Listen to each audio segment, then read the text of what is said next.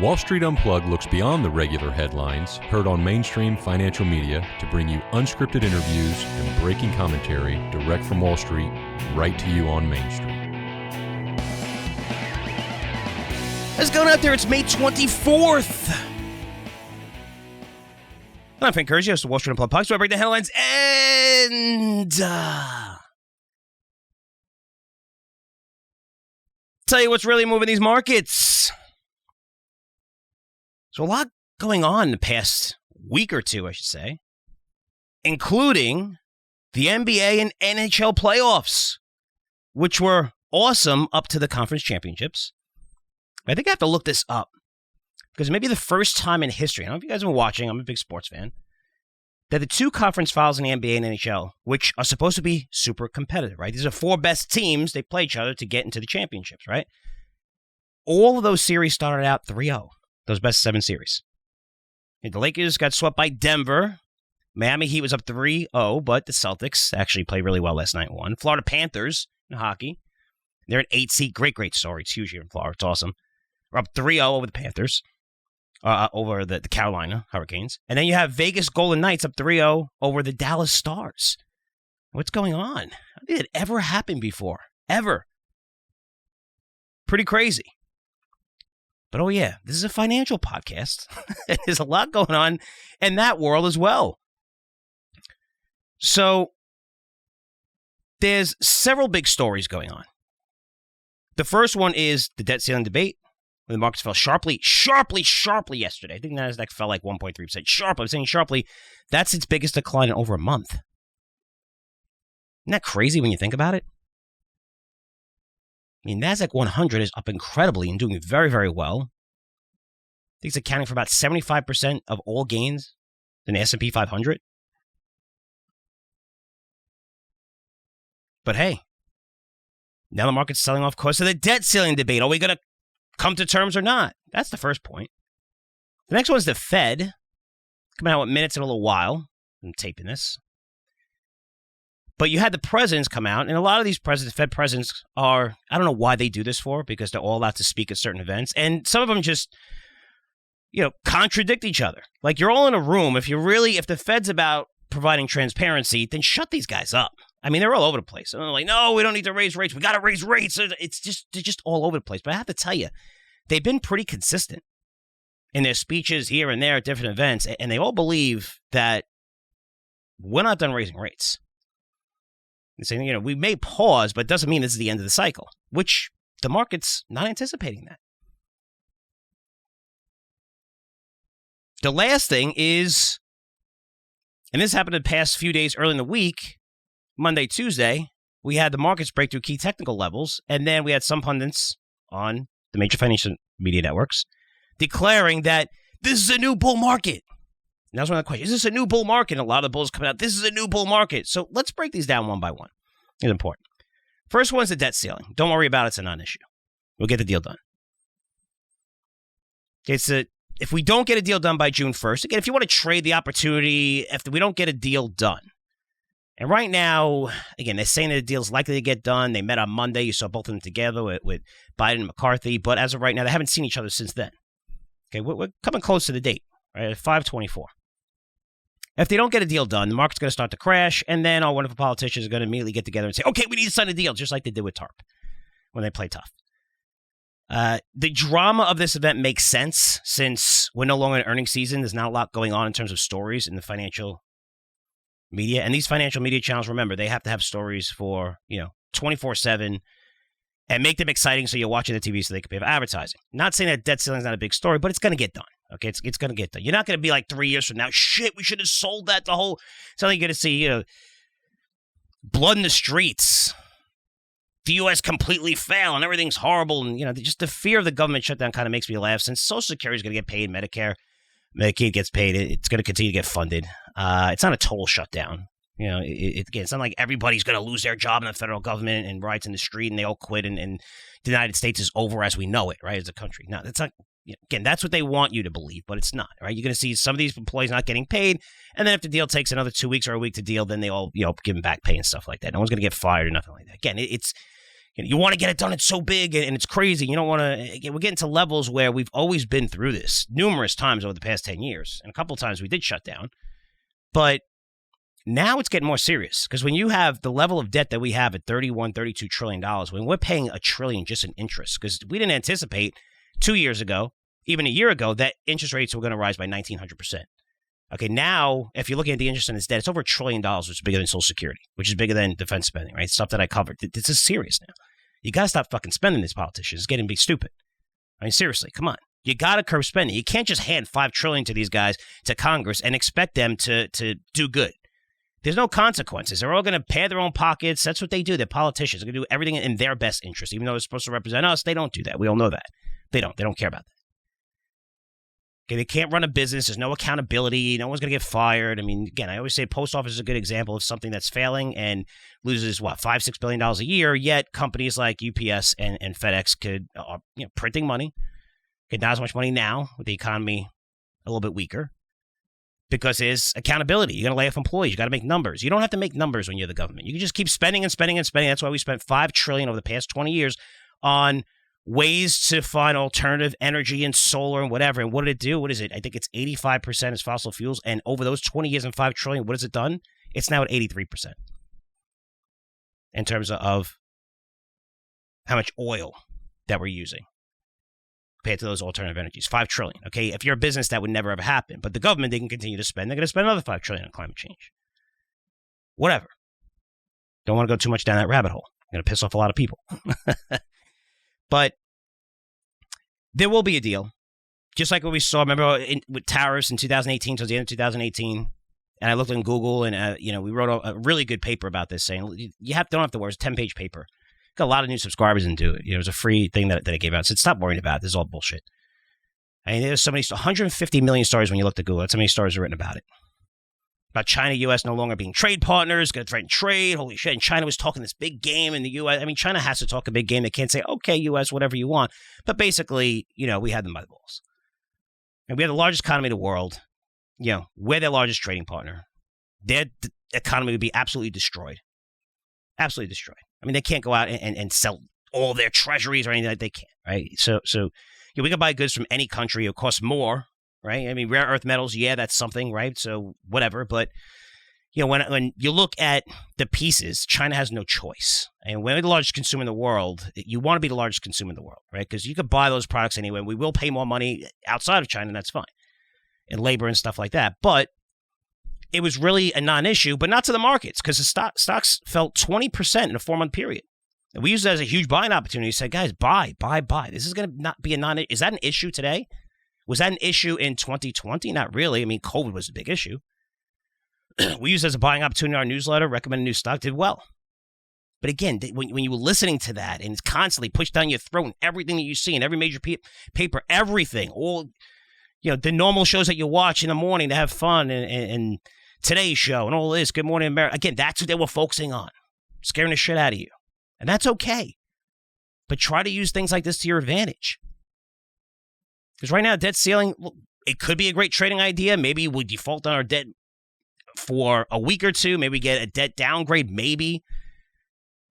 But that's going to result in the markets really, really, really selling off. And immediately they're going to come to the table and go, okay, here's a deal. When that happens, the market will probably go right back to those trading levels it was. And I think we're going to sell off even if they have a deal. More like a sell-on news type of thing. And that's what we're seeing.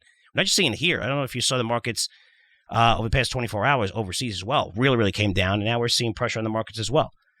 Because we don't know if there's going to be a Fed deal. So this is a short-term event, but not really a big deal. It's going to be a fun talking point, but it's going to get done. The next point is the Fed. So there's a lot of worry out there with the Fed, where most of the Fed presidents are out there, and they're saying that we may need to raise rates if inflation persists, which is different from what's priced into the market right now. I mean, to me, this is no surprise. Apparently, economists believe in pricing that we're going to cut rates a small percentage now. I think it's like 35% by year end. Year end is only, 6 months away? I mean, it's not like it's January, February by year end. I mean, we've seen inflation. Is it moderating slightly? I mean, you could say moderating. That's fine. You could say, okay, it was 9%, but it's 5.5% of the core. And yes, that's the definition of moderating. But if we didn't go to 8% and we went to 5.5%, there would be chaos like we saw with the Fed raising rates aggressively. With the market that we had last year, we would see the same thing. Because we haven't been over 4% since 1990 on annual inflation. We're at 5.5% right now. That's not enough to high-five each other and think the Fed's going to lower rates. You're out of your mind. And that's important because you're looking at mortgage rates. And you say, well, you're raising rates is supposed to impact so many industries. Look at real estate. Did she Toll Brothers numbers? Holy shit. Blew out the numbers and raised guidance and said, this is a shortage of homes. We're doing great. They're going to raise price because now mortgage rates are back over 7%. I've seen a 2-year surging. Was it 2.4? It was 3.7 a few weeks ago. The 30-year surging. So rates are going higher. And again, rates going higher is bad since we're filled with a lot of debt. Most consumers are living paycheck to paycheck. What is it? CNBC did a survey. I forgot what it was. It was like close to 70% people living paycheck to paycheck, meaning that they probably have a lot of debt, and those rates are going higher, which means they're going to be spending less going forward. But with core inflation over 5%, well above the Fed's 2% target, they're not cutting rates anytime soon. They're not. But inflation is by far the biggest threat. People are talking about systemic risk with the banks. We're not going to see it. The large cap banks are fine. They have more capital on the balance sheets than they ever had in history. In history, $105 billion plus in profits last quarter from the four major banks. And did you see JP Morgan came out and raised like their guidance because they were giving those assets for free from First Republic? And these guys are in great shape. So now we're proving that, okay, it's a few of these commercial banks. It's not really a big deal, or regional banks. But the large cap banks are fine. I mean, if we see systemic risk, yes, and the Fed, it's different. The Fed had to worry a little bit about the bank crisis, but it's contained. Then you say, well, Frank, what about commercial real estate? And look, from my experience in 30 years, when everybody is highlighting a risk, and every bank is well aware of this, we hear Goldman Sachs talk about it, we hear JP Morgan, Jamie Dimon just spoke about it at a conference. They all know about it. They're expecting it. They're increasing their loan loss reserves. I mean, it's going to hit. We know it. We see it. We see major moves out of the major cities. We see it, right? Funds trying to pull money from clients trying to pull money from some of the private funds at Starwood and BlackRock, and they didn't allow those redemptions, at least for a little while. And we see it, but we see the risk coming. It's not a surprise like the banking crisis was a little bit of a surprise. These guys own treasuries. Well, you're forced to sell treasuries, 1-year treasuries, and you have to take massive losses because you're not holding to maturity. And you weren't insured enough. And, again, it hit at the same time. That really surprised the markets. But they're factoring commercial real estate risk. Again, this isn't something that's going to be systemic. Since they have great balance sheets, they're factoring in, not blindly lending to whoever.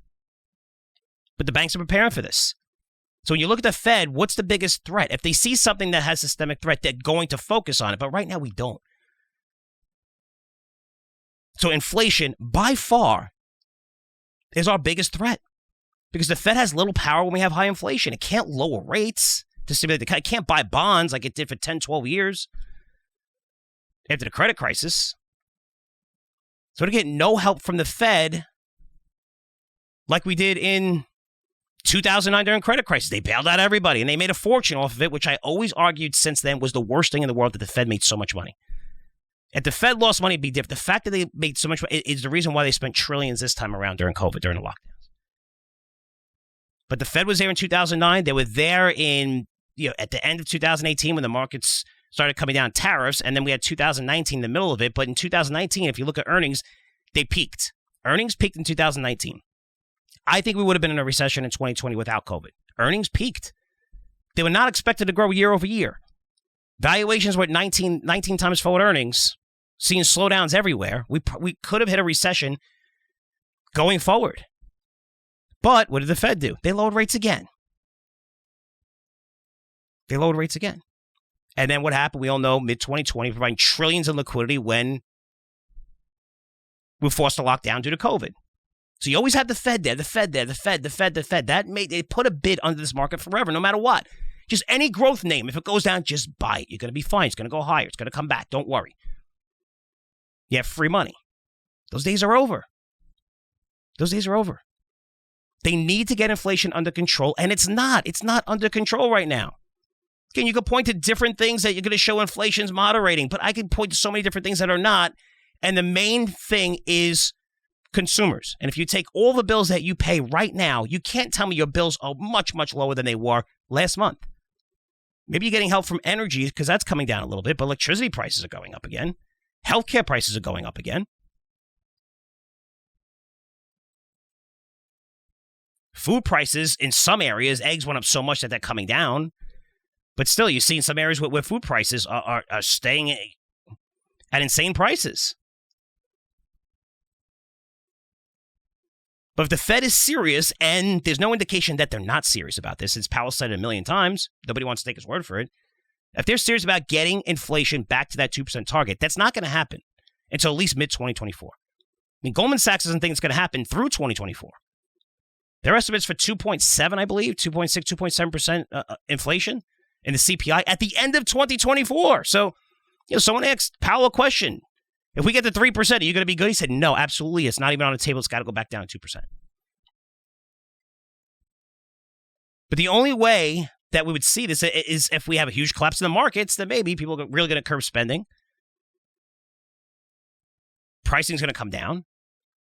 But the only way to curb this type of inflation that happened one time in a generation, right? When it happened in the early 80s, and they made the mistake because they're like, hey, we got to contain. Now we can lower rates. And they made a mistake and had to raise rates again, right? We all know that's the biggest mistake. One of the biggest mistakes the Fed made in the history of its existence. In order to curb this type of inflation, you have to force a recession. You have to force a slowdown. You have to keep rates high. And that puts us to the last point here. Where pundits declaring is the start of a new bull market. Look, it's a nice run. Caught me by surprise because a lot of people by surprise. Given the numbers and everything that you look at, whether it's the economy, the macro, the spending, higher rates, all the facts, you check them all off. You can't say, wow, I think, the NASDAQ or the NASDAQ 100 is going to go up 25%, which it's up like over 20% this year. You don't see that. But to declare a new bull market, that's pretty insane to me. And yes, this happened when we broke key levels on S&P 500, which we're now, I think, testing on the downside because the market went down yesterday, and now it's down a little bit as I'm taping this. Who knows? It could be up a lot. They could have a deal. It could be up 2% by the end of this. I don't know. I think that's going to be used if the market does go up, if they have a debt ceiling compromise and they figure that out, I think you'll see a temporary move higher, and then you're going to see the markets probably sell off. And we've moved so much higher into this. I got to figure it's factored in that this isn't a problem, that people think it's going to get solved, and I think it's going to get solved. So it's probably going to be a sell-on news event. But when you look at just because we test key levels and a bull market, guys, you got to do your homework a little bit. I'm not saying we can't go up higher from here. We went up all in 1999. The market was expensive, and the NASDAQ doubled in 1999. Went from 2,500 to 5,000. We eventually went to below 1,000, and it got crushed. So the guys in late 1998, early 1999 turned out to be right. But look how much it went up before that. But when you look at what's associated with a bull market, we're not there. First, we're extreme valuations. We're at 18.3 times forward earnings. That's slightly above the 10-year average. But remember, the 10-year average, guys, if we look back 10 years, what did it include? Super low interest rates, huge earnings growth, many of those years, double-digit earnings growth, and nonstop QE, right? Fed buying bonds like crazy, constantly providing liquidity into the system. Those are all gone. Earnings are declining year over year, and they're going to do that the next couple of quarters. Interest rates are much, much, much, much, much, much higher. Highest level in decades. The Fed's no longer buying bonds. This is QT. They're tightening. Quantitative tightening. Also, when I look at a lot of these pundits, even economists making this prediction, like, hey, a lot of this behind us, most of them have never seen a market like this. If you've been in a market since 2000 and say 6, 7, 8, 9, all right, you lived through the credit crisis, but for the last 10 years, 12 years, you lived in a market where we had zero interest rates and nonstop funding from the Fed, constant buying bonds, liquidity everywhere, free money everywhere. That's not normal. That's not normal going back. Even it's not normal for the Fed. They were surprised that inflation was so low, and they were able to see such growth in the economy over that 10 years by keeping rates low. They wanted to raise them in 2011, 2012. They were just like, hey, we're okay. And every hint of recession, which is a normal course of business after every 5 years, what happened? We can't have a recession, right? We got low rates. Like in 2019. Can't have recession. It's bad. Recessions are a normal course of business. They're not bad. You need that. You need the ups and downs in all businesses. It happens in every sector and every business. But it didn't happen for 12 freaking years. It's like building this bubble. Eventually, it's going to pop. That's what we saw in 1999, 2000. It popped. I mean, it overinflates much more than what anyone thought. But looking at the economists that haven't been this part in a market like this, it's crazy. But a bull market, I mean, when we have higher rates, which are 1,900%, right? That's a 1,900% rise in rates past 18 months, 0.25% to 5%, over 5%. You have to realize when rates are higher, there's a constant drag. There's constant drag on consumer and business spending. It's not like it peaks and everything's okay. It continues to get slower and slower and slower and slower. That's not a bull market. It's not like we have these lower interest rates, which we had through 2010. We saw a rebound, but 2010, 2011, 2012, then you see the market chugging along. It takes a while, boom, then the market exploded. But with rates this high, it's constant. It's a tax on consumers that's constantly taking money out of their pockets. And we're going to continue to see this slowdown because discretionary spending, I mean, it's continuing to tail off. Look at the recent comments from Foot Locker, Lowe's, Home Depot, Walmart, who beat estimates. Even the companies that beat estimates. Did any companies come out and say, the consumer is stronger than they've ever been? It is awesome. This quarter was different. Even Walmart, great quarter. But they was like, we're seeing, they have pricing power because they're the cheapest on the street and they have the ability to raise prices more. Same with McDonald's. When you're the cheapest price, it's a lot easier for you to raise prices compared to more expensive. Now, what are we seeing for the first time? Luxury retailers got nailed past couple days. You see that? They're immune. Those guys are going to spend. Those rich people spend. No way.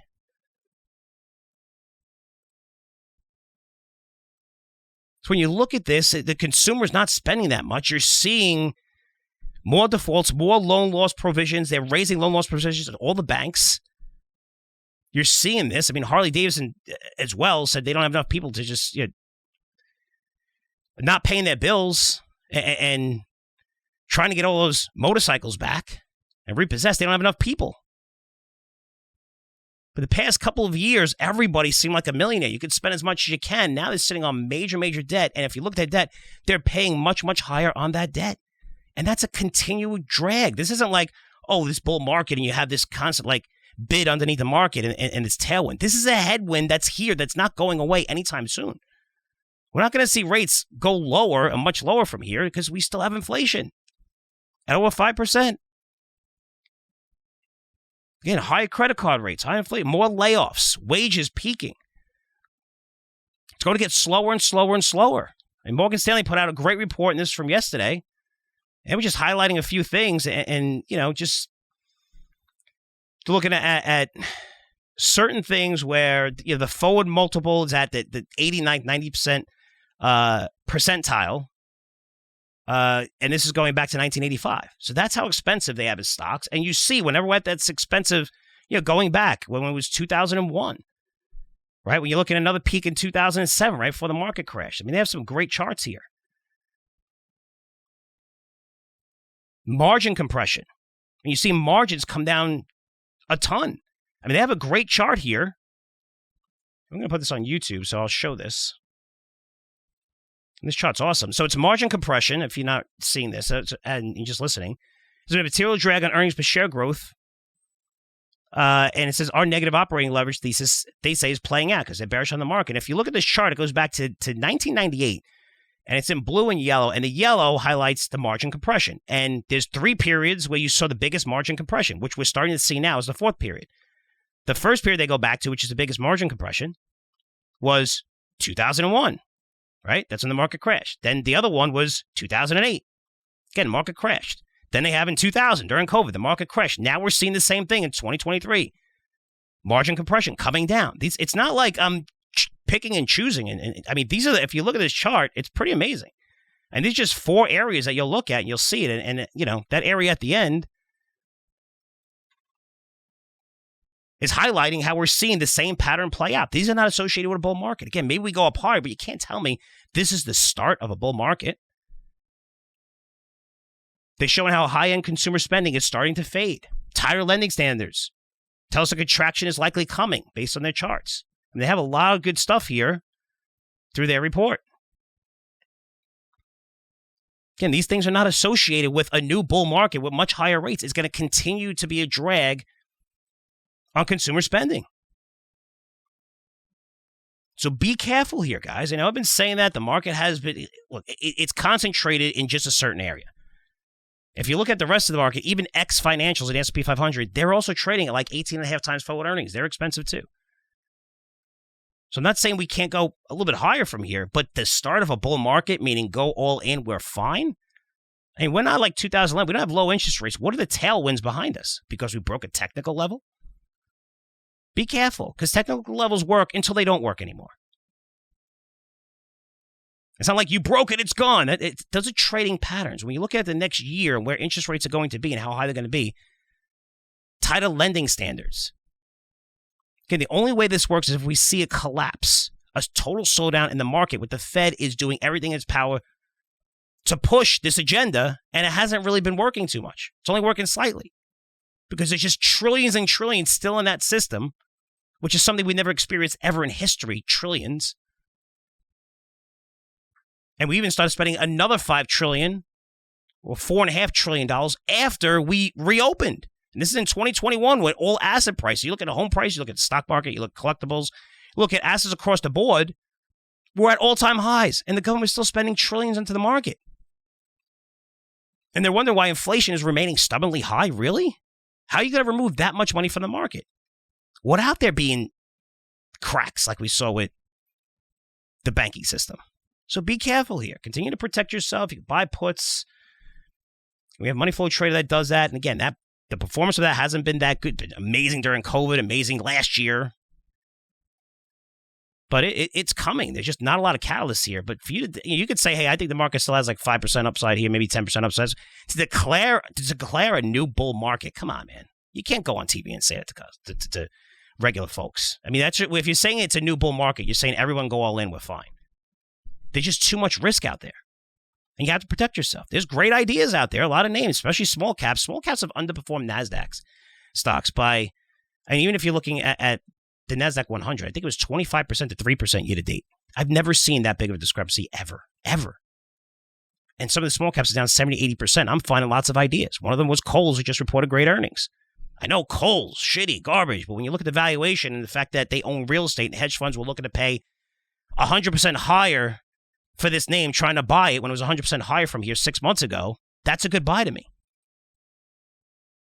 Especially now that they showed a surprise profit out of nowhere. Again, some names that we're seeing here offer lots of opportunities. But you have to be careful. You have to be careful. Valuations are really stretched here, and it's a very dangerous market, considering the Fed can no longer help us. They have to focus on inflation, and they're going to continue to focus on inflation, which means rates probably like to go higher and see a couple more rate hikes before we see the final pause. Let's see what happens. We'll monitor the data. So, quick word from our sponsor here is Masterworks. It's democratizing the $1.7 trillion art industry. In other words, they bring this market that was only open to the rich elite to everyone now using tokenization. You should be familiar. That's our company too. Use tokenization. Launch our company. A lot of our listeners, followers have an equity stake in our business. But when it comes to art, anyone can buy a stake or a piece in some of the finest artwork in the world. To do this, just go to www.masterworks.com. And once you're in, it's very easy to set up an account, which you can do for free. And once you sign up, you can look at all the paintings listed on this site, see which ones you want to invest in or own a piece of. Also, how you could trade these, right, pieces through secondary market. And they also provide amazing educational material for new investors who are not familiar with this industry, which is a lot of people, right, in fine art. But to learn more, go to www.masterworks.com. That's www.masterworks.com. So again, guys, just be careful here. I mean, we're in a market that people will say, well, it's a new bull market. I just highlighted a bunch of reasons why it's not a bull market, but how about another reason? How about no earnings growth? How about margin deterioration for most companies? How about banks are going to have much tighter lending standards after this recent crisis? That's why the estimates are being lowered significantly. How about China? Huge growth engine. Everyone's like, it's back. Clearly not growing as fast as everyone thought based on their data. And you might see certain areas like casinos where people are going to spend money no matter what, and they will close and now they're open up. But overall, China has been a pretty big disappointment. It's supposed to The reopening, now you're going through another wave of COVID stuff there. I mean, holy shit. Okay, that's a massive growth engine we're expecting, but all of these risks, all these headwinds, you just can't go on TV and say, I'm declaring this is a bull market. Declare that, hey, it's a trading opportunity. I think we're going to go a lot higher because, a lot of people are negative on the market. That's fine. But declaring a new bull market with all these headwinds, it's very dangerous to do that. We've never seen a bull market with these types of conditions, just with 2 or 3 of these risks, let alone no earnings growth, massive increase in rates, mortgage rates now over 7%. These rates are going higher. The Fed not looking they're going to slow down anytime soon. No help from the Fed. QT, quantitative tightening, instead of buying bonds to flood the market with liquidity. Again, just things not associated with a bull market. So guys, tomorrow, going to be back, Wall Street Unplugged. That's our premium podcast, right? Wall Street Unplugged Premium. So Dan and I are going to break down these points even further, provide a great trading idea we found. Also have special interviews set up with Luke Norman, who's the chairman of a small mining company called U.S. Gold that's in our Curzio Venture Opportunity portfolio. Name that I really like. Gold's starting to move higher again. We got more exposure to some gold if you subscribe to some of our products. I think gold is going a lot higher from here. And I mean, just several factors. You could say, debt ceiling for now, but just the amount of debt that we have. You look at other countries starting their own digital currencies, looking to back and buy gold. If you've seen the buying from central banks for gold, it's insane. It's at a 50-year high. And it continues. It was 50-year high last year, and now you're seeing even more buying this year. Why are they buying so much gold? I think gold is going to go exceptionally higher, and you want to have exposure to this, especially some of the bigger miners, which we do. But also, this is one name that I think is a project that I visited personally that I really like, and I want to hear from him because the stock moved up a lot, and this was probably like a month ago, moved up probably about 50%, right? And then it pulled back sharply. And now it's at these levels where I think it's a good buy. So I want to hear more. We're going to talk about the catalyst. Again, that's going to be available. That interview, Luke Norman, is going to be available to Curzio Venture Opportunity subscribers and also Wall Street Unplugged Premium subscribers. Okay, so definitely give that a listen. That's going to come out on Friday. I'm doing that interview, I think, a little bit earlier than that. So you'll get it on Friday, and we'll release that to our subscribers. But Wall Street Unplugged Premium, guys, for you guys that don't know, listen the first time. It's our premium product. It's $10. We really break down things. We provide trading ideas for our Dollar Stock Club newsletter. It's been a huge success for us. A lot of people subscribing, but you could see the personal touch in that and just the data and information that we're giving away and the stuff we share with the search engines is really, really cool. A lot of educational stuff and getting very, very positive reviews. Again, that is a $10 a month subscription only. And if you're interested, go to WSUoffer.com to subscribe. That's WSUoffer.com. So guys, looking forward to tomorrow's show. And that's it for me. Thanks so much for listening. I'll see you guys tomorrow. Take care.